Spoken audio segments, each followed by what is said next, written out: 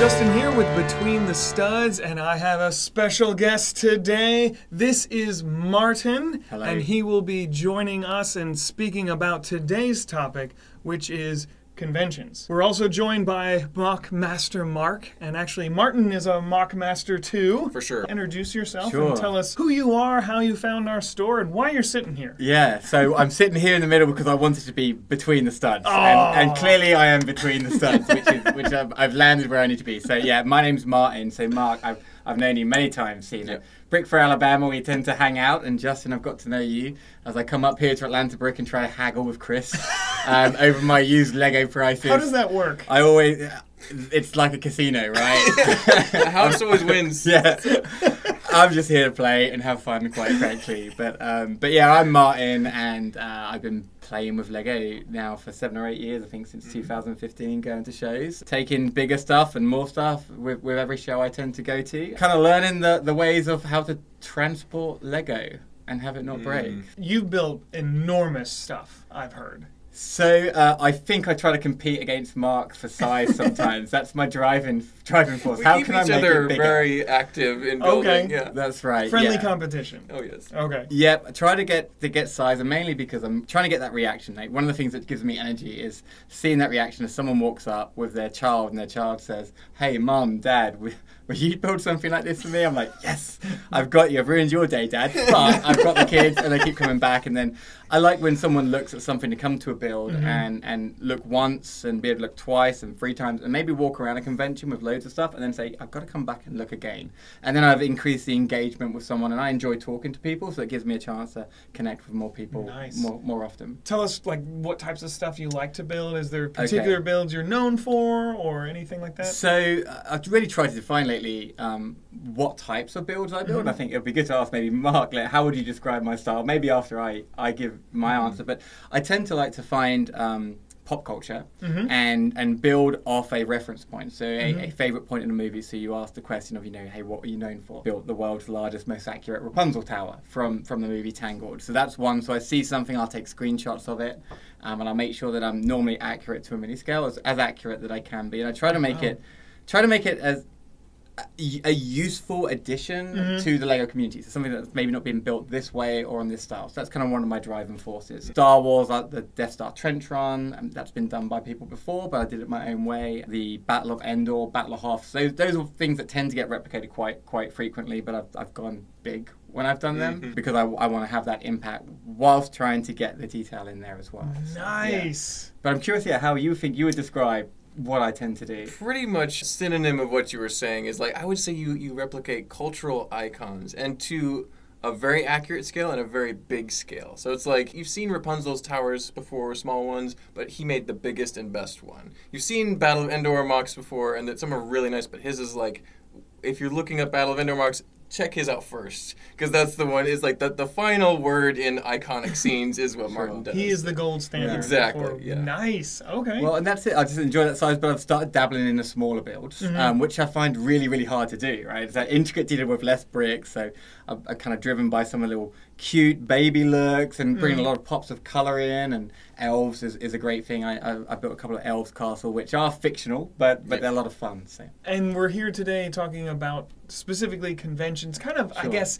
everything about conventions. You guys are convention gurus. I've been to one in my life, one Lego convention. I'm very much a noob. But I'd like to know, and this is killing me, how do you transport gigantic mocks? So, carefully, right? Isn't that right? The end. Carefully. End of story. As much as possible. And I think when we talk about conventions, right, there's different ways you can experience it. So as us, we like to go and bring marks and display them on display, and I think you have members of the public. How can you best experience that show? And then other adult fans of Legos that might not necessarily have something big they want to bring. Whatever it is, you just don't want it to get damaged on the way because you spent some time and love on it. But we transport slowly, and normally I don't have a convention that's close to me or close-ish. 90 minutes away is my closest one in Alabama, Brick for Alabama in Birmingham we go to. And then I go to Virginia, and I've been to Chicago, and I'll be going to New Orleans soon. So I know what vehicle I'm taking normally, and often what I'm building, I will build it knowing how I've got to fit it into the car. Okay. And so rarely will I ever build a giant build and have it as one piece sitting on a table and be like to my wife, hey, come and have a look. And she's like, yeah, maybe. It'd be like, I've got to build it in certain layers as I go so that it will fit in my car. Okay. And get there. And that's the first part, right? It's does it fit? So you have the dimensions of your car pretty much figured out, and then you're building, okay, this is the max that will fit in that space. Yeah, vaguely and fluidly. So my background, I've got a sports background, and I played field hockey. You don't play it a lot here in the South, but other parts of the United States you do, and it's a Commonwealth sport, and I was a goalkeeper. And I didn't have a car when I was in England, so it's always had to travel in someone else's car, but I had the biggest bag.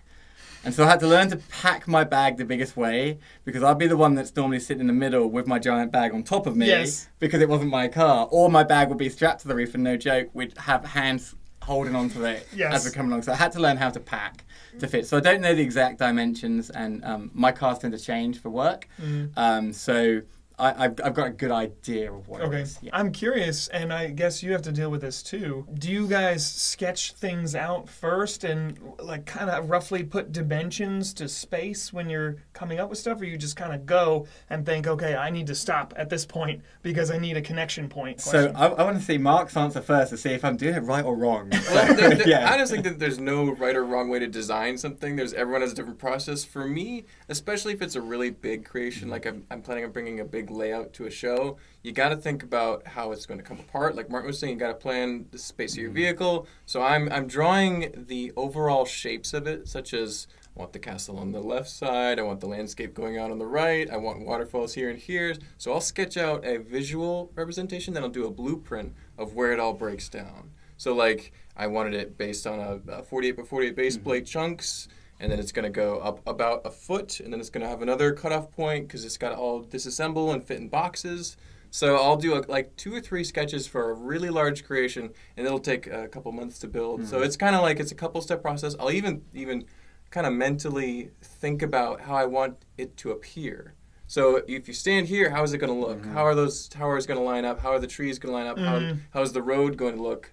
And so I'll kind of just think about it for a couple of weeks, or even for my last big castle, it was like 2 or 3 months. I was just kind of thinking about it off and on, processing while I'm working, while I'm at, building something else. I'll be thinking in the back of my mind. So it's a pretty involved process for a big build. But what do you do, Martin? So well, I like your answer because it shows not only we often build different things, it's like we have so many different ways of getting to that build. So I've never drawn or sketched anything Lego. I've written a few words on my wall back in my Lego room, but that's it. So, but what you mentioned about trying to visualize how it looks like. So the first show I went to, I think was in 2015, and there's a guy called Matthew Green. He's in Texas, and he'd built a Hobbiton world.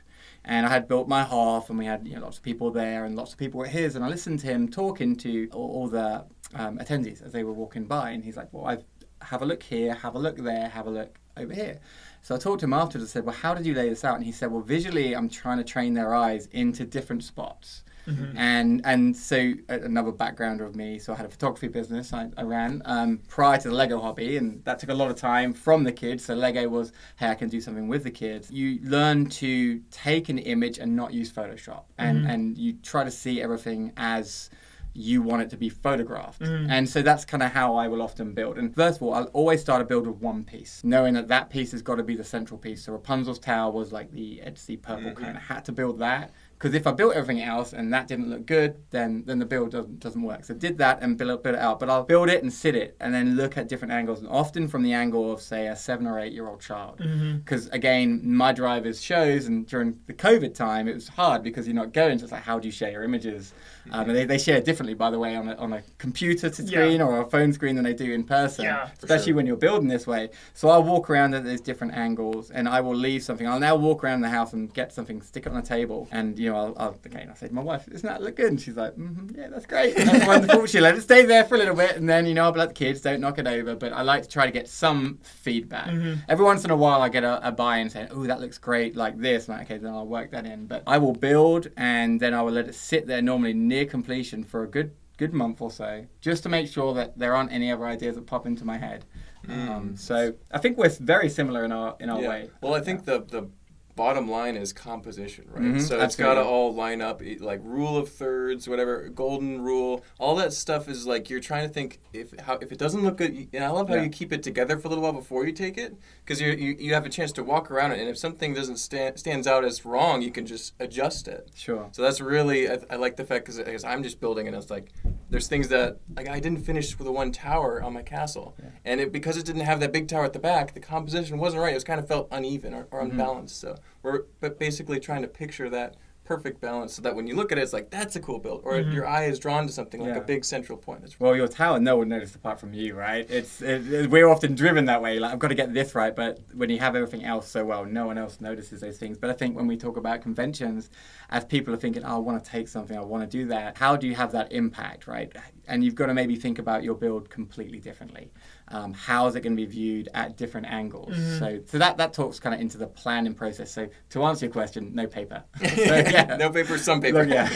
Now, I know official Lego builds, they all have to fit completely together. They'll put pins and everything. Do you guys, when you build these gigantic things, do they actually attach, or are some segments of it just literally laying on top? Rarely does everything attach. Okay. So, because when it attaches, it's easier for it to break because they're all putting stress on each other. So, again, if I think about my Rapunzel's house, the tower is 5 foot, and there's three different sections, not including the top section, and each one sits in another one. So I will build it so it like kind of slots into place. And on that one as well, there's other parts that slide into place. Some castle walls, I built Troy, and the castle walls were actually just flat tiles placed on some plates that attached into the walls, so or just slid into the walls.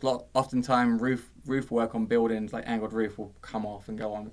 That also aids in transportation. It's the same for me. That big castle layout that was the most recent one. It's just chunks of huge landscape that you just push together, and once they're set next to each other, it's so heavy it doesn't move. You know, it's like it's just a puzzle, as it were. As they attach together, there's all sorts of forces that push against each other to prevent the movement. And when we build these things, I'm sure people say the same thing to you. Oh, you must be an engineer or a scientist or something. Like, no, I'm not. I'm in sales. That's what I'm in. I just understand common sense. And if I put these things together, it works. So when I built the Battle of Endor, so you've got this big landing platform, and you stick this UCS shuttle on the end of it, which was great. I modded it, but it was a set, which was a great set, which I'm sure you have for sale in this store we do somewhere. Have one. Yeah, I'm sure you do. This is why I'm here. With that, the platform just sat on the two towers. The towers were real solid, but when they were separate, they moved. You sat the platform on top, and it was solid enough. But the way I had weighted the platform was one side was heavier than the other, so when the shuttle sat on it, equaled the weight, and it wouldn't move. Okay. Whereas if it's all attached, I think that you'd have it pulling at different angles. When you package it in boxes and take it, like, is it just sitting in the box and that's it? Do you like secure it in any way? I mean, I imagine some stuff will come off inevitably. Tend to just strap it to the roof of the car, right? Is that what we did? That's how we were like, let's see what happens. Just throw it in the back. No. That works. That's been a learning experience. How do you do it? So for me, the keys are, I don't want anything to move. If I hear movement, the movement will then lead to a creak or a crack, and that's Lego going. The worst thing is drive it, and you've done it with trees. The leaves just like fall off. You can't transport trees. You have to build them at shows. But separate boxes. My favorite thing to use are the milk crates, which you can get at Home Depot. They can stack on top of each other, and then I will often place, again, Home Depot. They have the drawer stuff that you put in drawers for tools to stop them moving in workshops. Yeah, that non-slip pads. Yeah, exactly. Yeah. And that would do really nice. What I won't do is I'll never use the styrofoam balls or anything like that. Because that gets everywhere. It does, and it sticks to Lego with static energy. So you can see that's a learning error at New Shade's first time. People are there, how can I get it off? We're like, you must be new. I'm Martin. Nice to meet you. Yeah. Exactly. You're picking it all off. Saran wrap works well.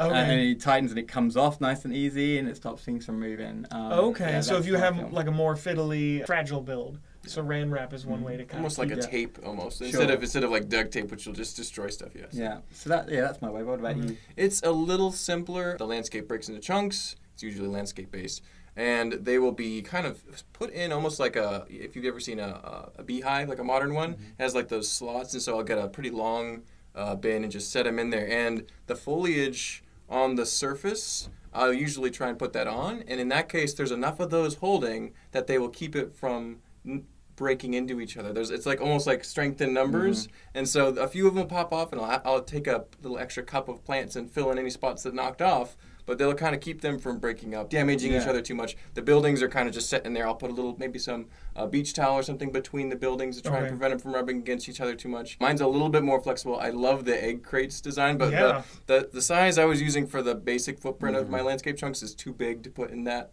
Like in its own box, they kind of have to go together. So kind of had to be creative, and plants really suffer from that. Trees especially. I had to rebuild all the trees on the site, and Martin knows that. We've been there, and that's the challenge. If you're ever going to build and take something, landscaping, I think we both really enjoy the landscaping process. Yeah. It makes a build, like it brings it to life. Yeah. And even sometimes you might just have something that's big, and then you sort of this dead space landscape it and put something else in, and the eye's trained nicely, and you're not thinking, what am I missing? But that groundwork, all the little plant pieces, that takes a lot of time, and I've gone to a show and not done that.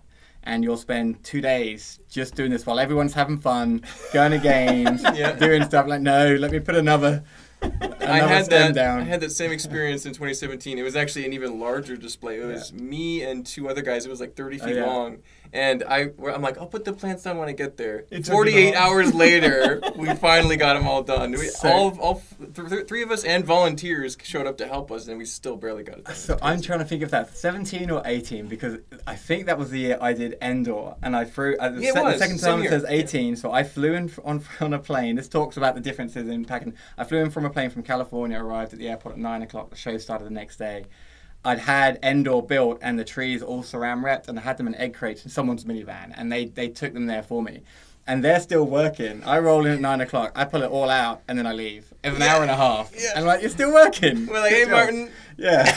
Keep working. Yeah. Dark circles in your eyes. We haven't slept. Our backs are stiff. We're just sweating. That was nice. It was stressful for me, though, actually, to be fair. But you guys would never fly a Lego set, or would reduces the volume of stuff you can bring dramatically once you're on a carry-on or something like that. Okay. You can bring maybe a spaceship or a small scene, but the biggest thing I ever moved was like probably the size of a gray base plate of 48 by 48 and about a foot tall. I flew that to Denmark, and it got destroyed by the German TSA. So it's just, you can't, unless you bring a bunch of bags, it's so much more difficult. Only done it once, and it didn't work great. You had to totally rebuild it. That was an all-day rebuild in Denmark, so that was pretty fun. So that's a limiting factor, right? If we like to build big, it's like, what can you do? And then it's like, do you attend the shows that you have to fly to? Do you build something different?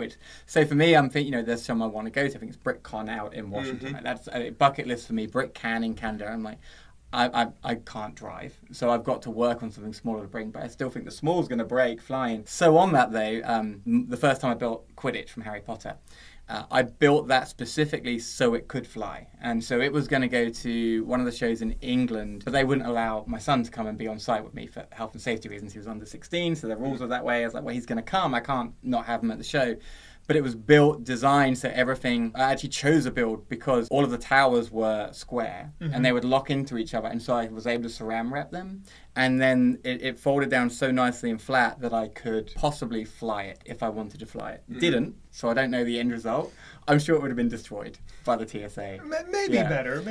I had the intention of having it on carry-on and bringing it in carry-on. So a build that's almost 7 foot long and 3 foot wide has a lot of dead space in the middle, but it's got the perception of it's giant. But it's just a field, and so you have the minifigures flying, so no one notices it. So you can fit something like that into a very small box. No plants or things like that. No plants, nothing. Yep. Nope. Yep. Interesting. We're getting some insider tips. This is great. What is kind of the draw of going to conventions and showing your work at them? What got you started and what keeps you going? Well, Dr. Justin, let me lay down on my psychiatrist's couch and answer that question. This is why I'm here, yes. This is getting into our psyche now, right? Deep into the psyche. Because I think it's a really important question. Yeah, this feels very studly, by the way. It gets warm in here because there's no vents. Sorry. I go to Lego shows because my son attended one with me. And we were walking around and he'd like to build Lego and he saw everyone sitting behind a table, having fun, talking. He said, Dad, I want to be one of those people. I said, what? He said, I want to be able to have something and people talk to me. So my driving force was, okay, I need to help that. So he had built a little Minecraft world, a little tiny little scene. It's great for him, it's great, but I knew that going to a big convention, people are going to overlook it, and they tend to, which is a shame, because there's so many details. So that's when I was like, well, I'll build an 8-foot Battle of Hoth scene. That would draw people in, and it did. And so from that experience of seeing the children interacting with their parents, but then seeing grown-ups coming up in Star Wars shirts or Harry Potter and be like, this is amazing, and seeing that inner joy come from people, and that separation from real life, right? You're in this convention, and people are just happy. They in general, they're happy, right? Some of them are like, get me out of here, you know, I don't want to spend any more money, but you know, they're not there for the right reasons. But so that's my drive. I do enjoy that process, that interaction with the public. But as I've got more into going to the shows, and I think same with you, I think we have that responsibility of trying to help and shepherd other people as they come in and give them some guidance and encouragement. So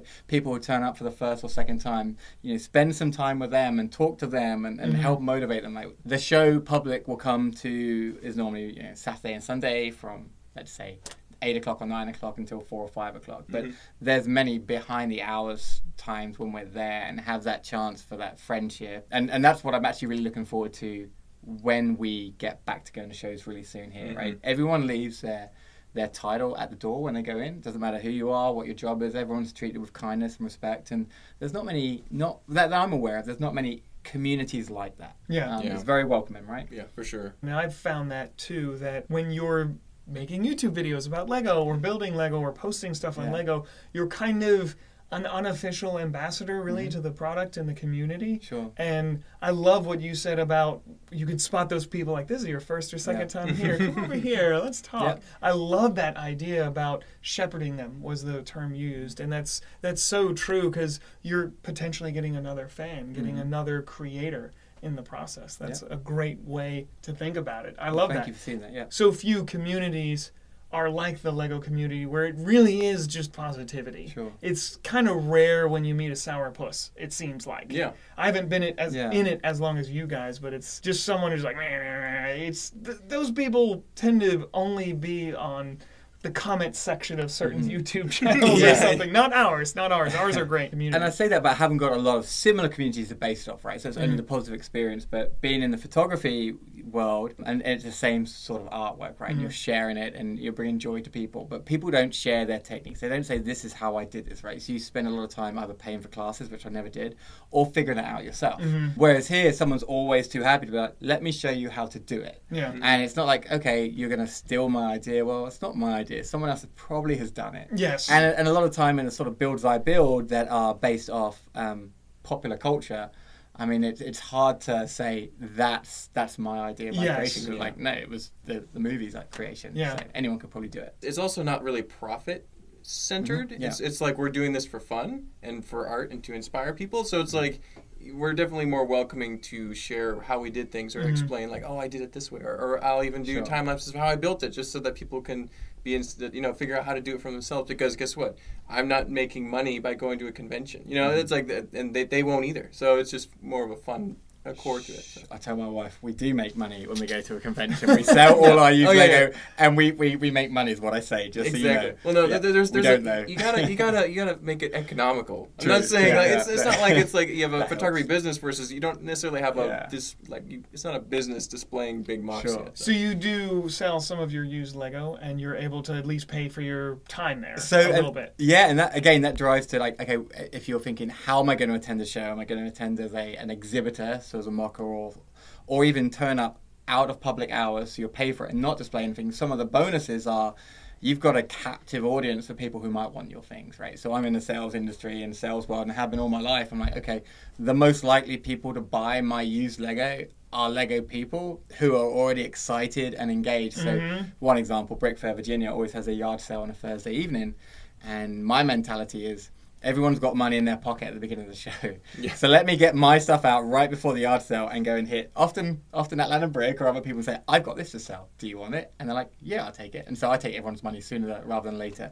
But we'll do that. So I'll build marks and I'll buy hundreds of minifigures for a mark. And then I don't need to keep hold of them. So I like to be able to sell them and move them on, and it continues to pay for itself. That's one of the ways I try to keep the hobby manageable. Not a cheap hobby at all. No, not at all. Back to you, Mark. What kind of draws you? Would you say it's similar things about interacting with the community. Why conventions? Yeah, well, it was kind of the next step for me branching out from online competition, because that's where I started. That's where my origins are. Used to be and still are a lot of online castle competitions, and that's what I started doing, and I just did that very consistently. It was very successful with that, posting pictures online. At my first convention, I brought a build that would have been very impressive online, but it was a little bit flat, a little small. It was like a little castle scene. It was very detailed. But then next to me is my buddy Max. We both decided to go to a convention for this time. He built a very big castle, and he just dwarfed me. So I was like, I might have to step up my game. So it's kind of like it was a challenge, and it was a real exciting to like I can do well with small stuff online, but I can actually, if I get a few more pieces, build a little, plan a little bit more ahead, get more volume, it'll be a lot more fun. So it just kind of was like evolving of it was almost like a little bit of an ambition at first. But later, it really became about, seeing that energy from people when they come up to the show and they're like, it looks so cool, I love the castle, and they're like, thanks. So and inspiring other people really became more the motivator, and seeing all the friends like Martin at these shows and just being able to relate to someone who's that into Lego is very, very fulfilling. That kind of became the motivator towards the now and towards the end. So. Is it fair to say that motivating me fulfills you, and that's your motivation? So, exactly. Or inspiring me. And also seeing Martin's big builds is like, I need to build big builds too. So we kind of like we want to. I want to impress Martin with my build. So I bring a big castle, and I'm like, I want Martin will like this one. So then I'm sure he wants to build big because he sees I'll bring a big castle. We're going to up each other up a little bit in a very friendly way. Yeah. I think that is. It's like challenging each other, and it's not just us. There's other people who come in and do. We're not the only ones. Absolutely. But, I mean, there's. I remember the last one we were at. There was a giant steampunk cyberpunk world creation that I looked at and I was like, oh crikey, that's really good. Yeah. And I'm like, I need to do one of those now, or I want to do something on that scale that kind of reaches people in a different way. And there's many people like that. And I think we kind of push each other sometimes. Exactly. There's a bit of inspiring each other to keep stepping forward and doing better. The competition part of conventions, is that a big deal to you? I don't know how to answer that question the right way. I don't know. I'm very competitive, right? Okay. So I like to win things. I like to win games. I like to win arguments. But I also like to enjoy the process and have other people win it. Like, so my mum taught me, she said, if you want other people to play games with you, let them win every once in a while, so they come back and don't just quit on you. And so I've got lots of thoughts and theories, right? And it's a good one. Yeah, it's a great one. I didn't listen. So it didn't work. Mom, didn't work. Sorry, Mom. Yeah, it didn't work this time.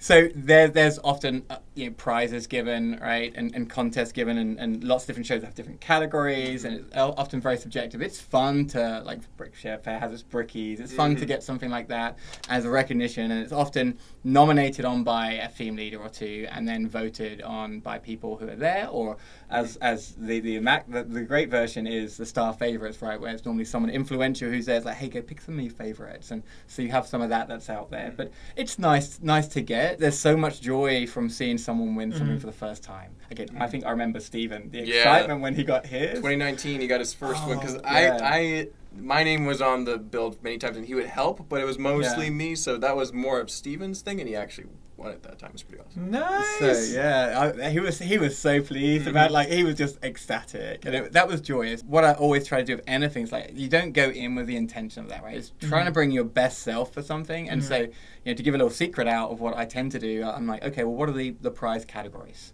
Right, so what am I, if I want to win something, if I want to be recognized here or anywhere else, like, okay, what's the criteria? So any online contest, okay, is it creativity, is it this? I've got to make sure I have these metrics in to even be within the game.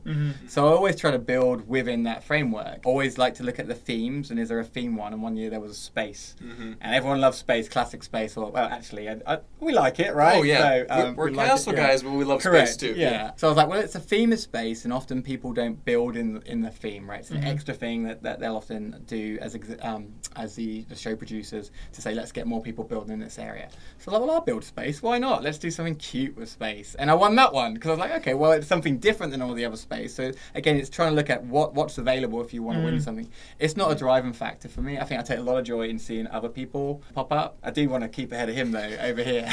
I do have that driving factor. We keep each other going. Yeah, that's right. Yeah, like, you're going to Virginia this year. I'm not. Healthy Yeah. competition. Yeah. All right. Can you guys let us know of any builds you're working on now, or is that secret? I've got no secrets. You probably have a lot more secrets. I have a than couple do. things Yeah. in the works. I guess the first one would be if you're seeing this now, I'm on Lego Masters. Our Stephen and I's first build was the big world serpent. We're going to be recreating something very similar to that, inspired by that. So the work is copyrighted by Fox and the network. Oh, wow, So I okay. can't do an exact copy, but it'll be similar. Hopefully incorporating more lights and even some steam and mist effects. I went really big and really volume, but it was all very simple stuff that I know like the back of my hand. So this is like, try something that I've never really done before at this scale. So trying the next step, as it were. So And which convention is that for? all of them. So okay. I'm working on it now, and it's gonna be my main piece for all the different events. So And convention time is starting up again. our country's opening back up, and events are starting to pop up. So I'm going to it'll be at Brick Rodeo,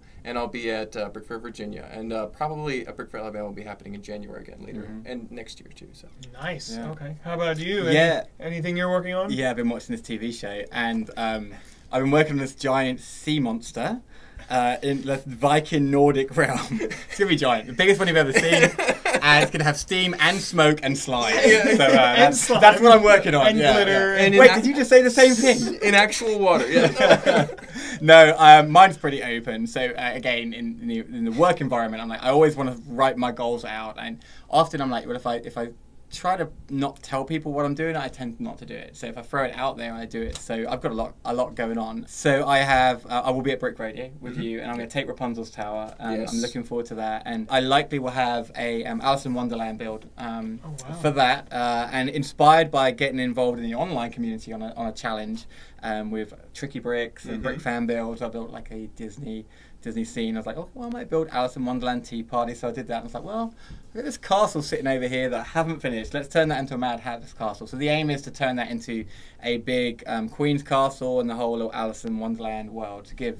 I think that talks to a lot of what I do, the colour, the pop, the energy. Yep. Keep separate from the steamy thing. the realistic, scary castle. So that'll be there, and then I'll be heading to Brick Universe down in New Orleans. I've never been to one, so I got invited down there, and I'm going to have a lot on exhibit. So I'll have my Quidditch build. So I'm rebuilding Quidditch, which is the most accurate and largest one ever built in the world. I claim that one as the first one, and it's got it as well. So I'll have that. I will take Rapunzel's Tower. A bunch of my micro builds, baby builds, are going to be there. Jabba's Palace I rebuilt from Star Wars. That's going to be there, and I'm working on. So I'll have the Mad Hatter's Tea Party. They've asked for Troy to be rebuilt, which I kind of like that. So I might rebuild Troy. I mean, it was rebuilt anyway. The walls were destroyed, and then they rebuilt it. So I might as well rebuild it. Third version. Yeah. And then I've got one which I'm really excited about. I did a little challenge for people to try to build something in the realms of Tiana, Princess and the Frog, right? It's probably the most underrepresented minifigure. And I was like, well, okay, let me try to overrepresent the underrepresented. And I looked at the minifigures, and I bought the world supply of them. I called here trying to find them. You didn't have them. I was like, okay. So and they were running about $70 a piece. So I bought all of them, and there weren't many. Wow. And so I was like, so I gave them away in a building contest. Like, here, just build in this, and I'll give you a Tiana minifigure. So then I took it a little bit further, and I started working on Tiana's Palace, which is, you know, again, it's princess, it's castle movie, where her palace is a restaurant, and it's a restaurant in New Orleans. So I've built the front and the side of that, and I shared it, and someone said, you messed this up, you'll have to start over. I was like, so I started over, but I'm building that as a New Orleans street scene. So that will fit really nicely into New Orleans, and no one's ever built anything representing Tiana. And I can't blame them, because people like us, we like to have the minifigures in and be able to tell a story, and you can't get the minifigures, people probably aren't going to build the story. So really excited to see how that one works out. Did you make your own minifigure, or using the mini doll? Using the mini doll, I'm sorry. Okay. Yeah, mini doll, to me they're the same thing, so they're all interchangeable to me. But yeah, so the mini dolls, and actually for the princesses, I think they look a whole lot better as the mini dolls than they do as the minifigures. More feminine shape. Yeah. Because the They're minifigures just are really blocky. tall. Yeah, they are. It's like tall princesses. It's great. So, yeah. The high heels, really high heels. So I think that's my main things. I've got a desire to build a zoo. My daughter wants a zoo, but it's a challenge of how do we do something at a show, right? So as you're building a zoo's typically flat, And walled in. Correct. It's like, how do you visually make that work? And so I've got ideas on how to do that, and they're about to release some elephants and some lions, and so that might motivate me to kick that one into gear. I think you can incorporate some fairground movements and some other things. So that's the one I've got to do probably when I finish these tasks. Okay. So yeah. It sounds like you keep a lot of your builds together, or at least partially, whereas Mark cannibalizes them immediately. Is that true? You keep a lot of your stuff together most of the time? No. Okay. No, it's not. No, I cannibalize them, then I regret it. And I rebuild them. He has to rebuild them. Yeah. He's taking them apart. Yeah. But again, it lends into, okay, I'll build something, and if I take it to one show, I'm happy. Normally the second time I show it, I'm disinterested in myself. Yeah, okay. And I'm like, okay, and I get more excited about something else, and so I'm like, I'll break it. Then I regret it later. But then it's also like, okay, well, now I can rebuild it. So most of my builds have been rebuilt twice. Wow. I'm on the second build of it, and it normally comes out, for my satisfaction, a whole lot better. There's only one I haven't done yet, which is the trench run, Death Star trench run. So I'm sourcing parts to do that at some stage. But I enjoy breaking stuff at shows. I've thrown mocks off the table. I will never do it again, though, because the sorting process is so hard. It takes so much time to sort if you break it for someone's video, right? It's fun for a moment, and you're like, oh, no. And when you've done it with brown bricks, you break all your brown bricks. Yes. So, and if you British do, brown, it's gone. shatters. So I do like to break things up. I do like to rebuild them. I've got some things kept, like if I've won an award, I'll keep something related to that normally. Okay. So with Troy, I've got the Trojan horse, I've got a little space thing, I've got another little Endor build. I'm trying to think what other ones, but I've got them. So I keep little aspects. But photographs help, right? Yeah, for sure. Yeah. Here's a weird specific question. Have you ever, when you went to rebuild something, you used a very complex technique, and when you rebuild it, it's like, how did I do that again? Or are you able to figure it out or come up with a better way? Have you ever come to a technique and like, man, I don't remember how I did that, and it really stumped you? Yeah, you're nodding like you know. Yeah. I'll let you go. That happens. That happens quite a bit. You'll build something a couple years ago and you really liked it, and then you'll think, oh, I want to do that specific palm tree technique or that arch technique, and then I'll think, so you either have to relearn it, or you look at the picture and you can remember how it was done, because you'll forget after that process. And it's kind of like how they built the Saturn V rocket, and NASA spent a long time working on it, and now they're like, oh, we want to build another rocket. How do we do it? They take apart the old Saturn V to figure out how they made it.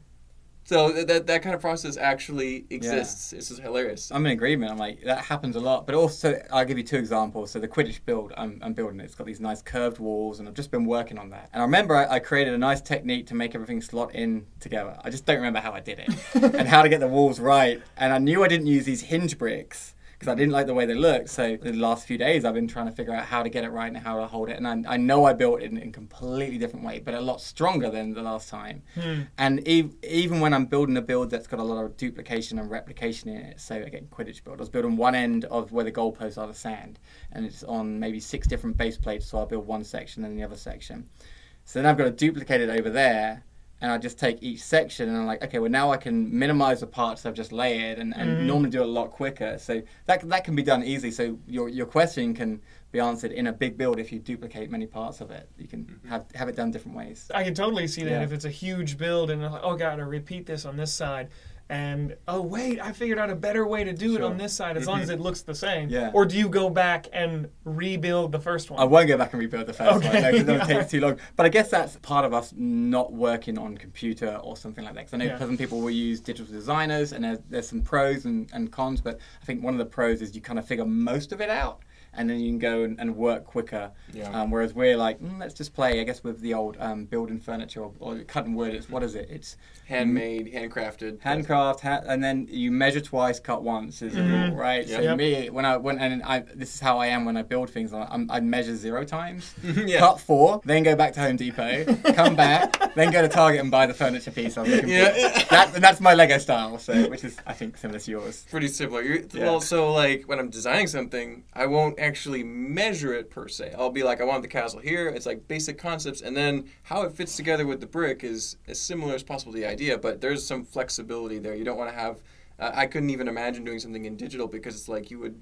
It's like I'd rather there was that nebulous unquantifiable space between elements versus having a rigid system. I think you get more creativity and more better composition overall. And you're figuring out problems as you go. Problem solving, yeah. It's an organic style. Exactly. It is, but I guess that's maybe a different podcast for you or YouTube video for you, because it talks to, you know, what's the best way to design and build. But it does work for shows. But you have a resource of parts that are sorted, and you know, I've got that ability to have the resource of parts as well. So we're able to do that, whereas some people don't, right? You That's might true. confined, They gotta order. or sitting at work computer and you want to build Lego at work and you can't. You're like, oh, well, let me go and do it digitally, and that works. So different ways for different processes, I guess. Coming up on conventions returning, what is the biggest thing? I think I know the answer. Okay. But what is the biggest thing you guys are looking forward to having conventions come back and then attending them once again? I think the obvious answer is probably what we described that we like, right? That joy that we like. For me, I enjoy traveling to them. It's a family experience, right? So we go to Texas. This is the first time we go to Brick Rodeo. Normally it would be Virginia. We're not going. It's a father-son trip. So we take the whole week off and we drive. We eat donuts and bagels for the morning breakfast. We'll eat the hotel chicken and fries, and it's the best stuff ever. And just not caring. So for me, it's that experience. Like, okay, this is our vacation. Right? Yes. And so it leans into we've missed that traveling process so much in this time period, and you might be watching this later on down the line. It might not make sense, but we haven't been able to go anywhere. So I'm looking forward to going and visiting more places with Lego as the medium for getting there, or the way for getting there. For me, it's like it interrupted my flow. I built that big castle pretty much. It was for Alabama as well, but it was designed to be at Chicago, and Chicago got canceled last year and this year. So it's kind of like I am looking forward to bringing something nice and being a little bit competitive, aiming for some trophies. It doesn't matter if we get them or not, and also just seeing all our friends again. Yeah. And then there's also the added bonus of being Lego Masters. I'll be able to interact with people and be able to share my experience with them, and hopefully inspire some people with what not only what I'm bringing, but just being there. It's like, oh yeah, I was on the show. It was crazy, man. So, really looking forward to all that experience. So. I think that's something for you to look forward to, and the other cast members, and season 1, because they kind of got robbed of that, and they didn't get that convention experience. Shut off right as it was finishing airing. So I'm looking forward to seeing the impact you guys have. What would be your guys' advice for someone who has never been to a convention and wants to start? That's hard. As an exhibitor, I guess. Yeah. As an exhibitor. What are some step one things? I've got one. You guys have talked about. So go to one first. My first advice would be to go to a convention first, check it out, see what it's about, see what everyone's bringing, and then find something that you like enough that you want to spend a bunch of time building it and bring it to show somebody and be proud of. So know what you're getting into. Because my first convention, I went in totally blind, brought something, and it was like, wow, I was like completely outgunned. My build was really small because I'm used to something online where you see all the details up close from one perspective, and so you got to just understand what's going on and then interact with the people who are there. So don't go in just blind. Figure out how everything works. Kind of plan your process a little bit. Is my first advice to somebody just trying to get on it, trying to enjoy that experience. I think those are great tips, because you don't know. Sometimes you don't know what you don't know, right? So we don't know what we may be missing out on. So I'd lean on to that. So I think if we look at it from the person who's on the edge, like, should I go, should I not go? And then to your point, go, bring it. If you've got something creative, bring it, let us see it. That's important. But sometimes it's hard, right? It's hard to say, I'm going to go, especially if you don't know other people. You're like, well, where am I going to go? Where am I going to sleep? Who am I going to talk to in a day? Some people will wonder those things, and it will restrict them from going. So I think the responsibility, again, leans on people in the community to say, hey, come, right? And we're talking to people online an awful lot more. Are you bringing that to a show? Or if they know you're going somewhere, great. Are you bringing something? The onus can be on us to say, just do it. And it's surprising how often when you do that. And it's not only in the Lego world, but you do it. People say, oh, yeah, okay, I'm here. They just want that little push. But then all of everything that you've said. The ad I would put in is turn up on day 1 when it opens at 12 o'clock on a Wednesday. Plan to have all that day. Because there's going to be stuff you'll miss, right? So if you're exhibiting at a convention, you'll have goodie bags that come in. You'll have talks that go on.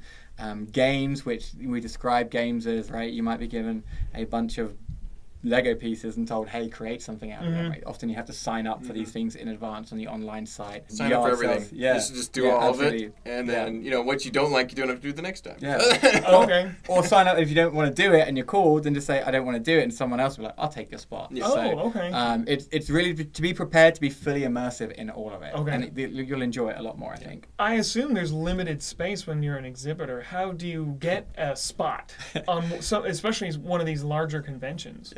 What are the logistics of, like, if you're a first time, you've been to a convention as a patron, but you haven't been an exhibitor.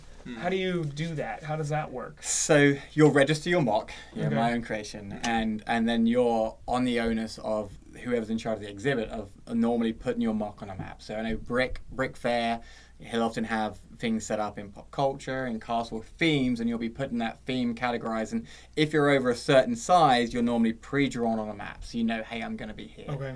Brick World's different. You'll tell them where you're at and what you want, and I haven't been give to you a last year, table. yeah. So you know where you're going. So it takes some of that anxiety away. I don't know, how Brick Rodeo is going to be with that. I'm not sure. We'll find out. I'm sure it'll be similar. They're all kind of work in the same fashion. If you want to control your own space, and again, I know my son and my daughter would like to come, and then my wife, they're like, we want our own space. We want our own table. The drive was to, can we get curtains behind us so we can sneak behind the curtains? So I built big, so we would make sure that we'd have our own sections. Strategy. Yeah, I think for the last 3 shows I've had my own sections pretty much. But yeah, that is, and I will tell the owner, like, this is what I'm bringing, this is the shape I want, right? So I think when you get to a point where you bring so much, you can say, this is what I want. Because yes, we're coming for us and the enjoyment, but they will often make the majority of their money off the public coming, right? And engaging, and then vendors being able to sell off the public. That's how everyone's happy. So we turning up, we do it for fun and out of joy, but I think you can say, okay, this is what I have, and this is what I would like. Now, someone else might have something better or more important, or that would look better, that you have to kind of trust in that judgment. But I think at a certain point you can say, this is what I got, and this is how I want it to be. Okay. Once you build half the convention, like Martin, you get to ask for some privileges and some extra little kickbacks. I want my own bathroom. Yeah, I want my own spot. So and make sure that you're registered under the right place. It also goes into what you're building. Find what you like to do. If What you're Martin an said. unknown or a noob, is there limited space? Like, do they ever deny people? Rarely. I mean, Okay. I think one time at Alabama there was just a little bit that they did underestimate how much space for the military section they would need, and they just took a little section of I think it was the castle section, because there wasn't as many castle mocks there, so they moved it around a little Yeah. bit. They're usually very workable. I don't think I've ever heard of an example where a build was ever turned down, even if it's for a beginner. That's not usually a problem. Yeah. At most of these conventions, do you have to pay to be an exhibitor? Yes. Okay. So it's like Yeah. paying for an Convention. all-access ticket. It's, Okay. it's a bit more than just a public attendee ticket, Okay. but that allows them to then finance these games and events, and so it's pretty. And you're fun. taking up space. Yeah. So, okay. But, it's worth it. Any other advice, any nuggets of wisdom you'd like to share? I would think about food and drink options, and think, okay, what sort of shoes have I got on if I am going to stand and interact with the public? Do I maybe want to bring a more comfortable chair with me? Those are some of the things that you might Okay. not necessarily think about. Those are veteran tips for you Sure. there. That is a tips. veteran tip. And I think one of the common entry points for children specifically is to bring, and adults, is to bring a Star Wars build, right? And have lots of minifigures and a battle scene. And minifigures are very valuable commodities. And I don't think I've ever been to a show where anyone's at these shows has had anything taken. That's just not the community. However, on a convention day, little fingers reach over, and good intention. I'm at a Lego show. I should be able to play with this Lego. I will walk off with Jango Fett. That's like $120 because he looks cool. He's a blue one, and the other one's a white armor, and he's got blue. So protect your minifigures. Don't necessarily have them on the edge. That would be a very noob question or noob solution. Just make sure it's presentable, and make sure, like, I wouldn't necessarily put my favorite figures out on there. Just Okay. have a So, nice display. It rarely happens, but there's always the potential Yeah. that a little kid, not meaning anything malicious, will take a very expensive figure Yeah. if you have it up front. Don't put your expensive stuff on the front edge. Yeah. Okay. And enjoy building something, but have common sense. So that was leading into my next question. Do you have to sit there and watch your build most of the day? I mean, You want to have somebody there. okay. Just so that nothing gets knocked over. Yeah. Nobody reaches Answer over to touch questions. it. Yeah, and answer questions is really Okay. important. So. Yeah, and some people like that, right? Some people like that social side, some people don't, right? I think you enjoy it, you're okay with it, I'm okay with it, and it's easy for me to say, yeah, that should be something we should do, but some don't, right? And then that's like, well, maybe you go take a break and share it between your tables. So one person hang around and, Okay. just nod or whatever. But again, everyone deals with situations in different ways. Like, so for my son, he never used to like it, right? He'd rather sit there on his iPad and, watch something, but he's listening to see if someone has engaged in what he's built. He just didn't want to have that communication at times, and that's changed. So everyone's different there. But also it leads me in, you were talking about the presentation and thinking about what tips to think about. So tables are often provided, but you can bring your own table if you wanted. and tablecloths are often provided. But when you have your build on display, if it's sitting on like a creased tablecloth or a wonky one, it really detracts. Yeah. So maybe have the onus on yourself to go and make sure your tablecloth looks good. Okay, another pro tip. Yeah. How much do these conventions, let's say a smaller one, how much do those usually cost to go and display? I think for Brick Fair, Alabama and Virginia, it's like a $60 per person, all access. You get to go in, come out whenever you want, and then that's for like if you pay before a month in advance. If you pay late, then the price goes up a little bit because they are trying to discourage that. And then that's pretty similar for other events too. I think that's from what we've experienced. $50 range, $60 range. So. In America, what's the one? What's the biggest one? The one everyone looks forward to? Each one's different, but so Alabama is a little smaller, has about 500 exhibitors, 400, 500. I think around 300-400 exhibitors. Yeah, and then Virginia's like 1,000 or more, and then Chicago can have way more than that. So in prior years, I don't know what it's going to look like in the future, but Chicago was kind of the one to go to for me because all the Europeans think it's the one to go to, and they bring their crazy stuff, and you get to interact with them even if they're from the other side of the world. So that Chicago is the one for me, but my home convention is Alabama because it's closer. Yeah. It's a little smaller, a little more friendly.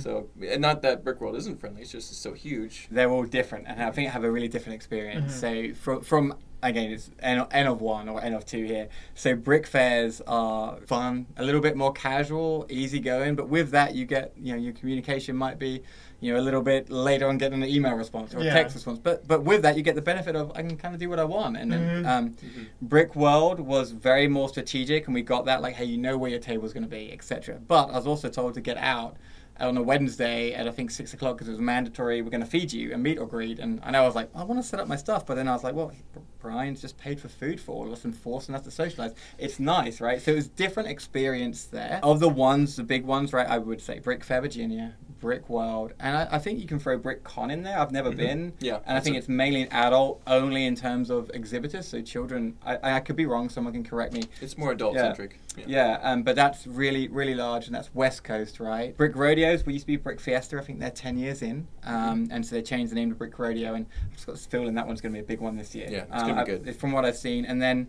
the Brick Universe is another one. It's a little bit different, a limited amount of AFOLs for adult fans of Lego, and Paul Heffrington's there. The guy who does all the architecture, Rocco, that's it. Rocco. Often they have their artists that travel around, and he goes way more frequently, and then often invite lugs in.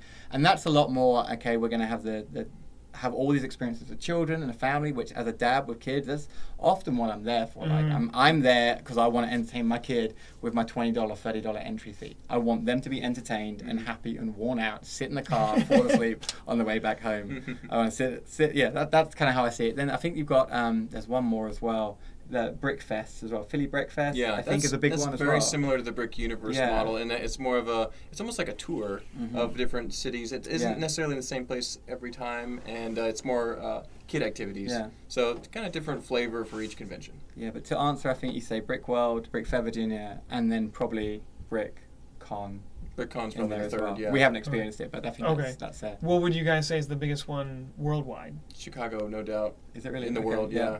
Clearly. The European ones are actually smaller than the smallest United States ones. Really? Yeah. Okay. So the ones that I've been to. So is Lego not as big a hobby? Oh no, it's bigger, but it's just they have less space. Oh, it's hard to find space. Okay. Texas is an anomaly. Things like that. It's unusual. Of course, as the recording of this video, it hasn't happened yet, but I think by the time this video posts, it will have happened. So we don't have knowledge of it yet. But what are your guys' opinions of the official Lego convention, the first official Lego? We don't have a lot of details or how it's going to work. It's going to be all online, apparently. Is there good and bad with that? What do you guys think about that? Is it going to be too corporate?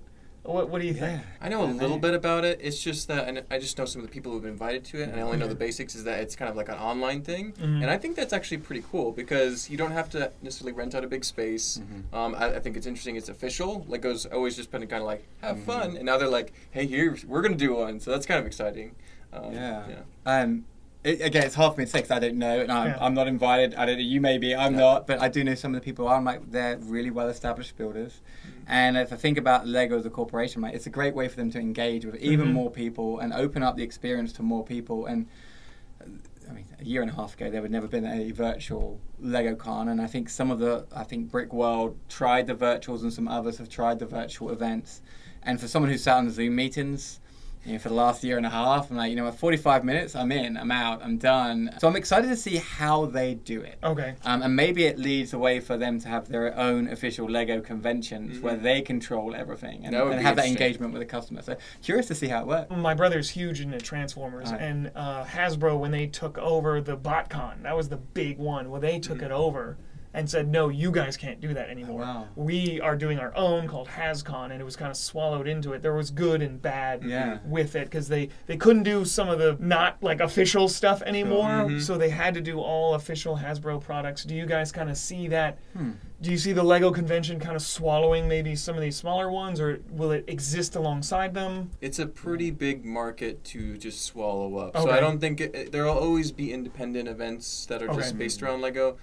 Even if there were more direct Lego involvement, these events are pretty strict about it has to only be Lego, and there's certain family-friendly guidelines, certain things like that. It can't be too risque or whatever. I think there's more benefits than cons to be experienced from that, but we'll have to see. Yeah, and so from what I know, Lego unofficially support these events. So we'll give prize things away, maybe send some of their employees there to kind of socialize and engage with the communities. So I think they've been really supportive in that way. And I know that one of the challenges they have, like they're a brand, right? So it's like with any brand, as if I attend a convention and I have a poor experience, do I relate that experience to the name of the show I went to, or do I relate it to Lego? And I guarantee you I related to Lego. It's a poor Lego experience. The customer might not know the difference between the two. We do, but they might not. So it is interesting to think, okay, Lego, how can I control the perception? But I don't think there's a problem anyway. So it's like, I don't think they've got anything to fix. Pretty universally a very positive experience for most people. Okay. So. Yeah. Thank you, guys. Yeah, thank you. This is the part where I always say to our guests, please plug yourself. Yeah. Where can we find your mocks? Well, my mocks, I'll say, I hope to be found in between the studs more often. This is a great place to be. So I'm on Instagram under Brick Snaps, so BRICK then SNAPS, and YouTube, but there's not much there on YouTube at all. Facebook, you won't find me. I'm locked down. But mainly just Instagram. Flickr, I've got an account. I don't know how to log into it, but it's there. And sometimes I get pictures posted. But mainly Instagram, and it's kind of where I've started engaging with a lot more people. I'll put them in the description. Thank you. Links to it. Any closing remarks? Like, comment, and subscribe. Yes, like, comment, subscribe. We'll see you guys soon. Cheers, Thank you. Guys. Bye.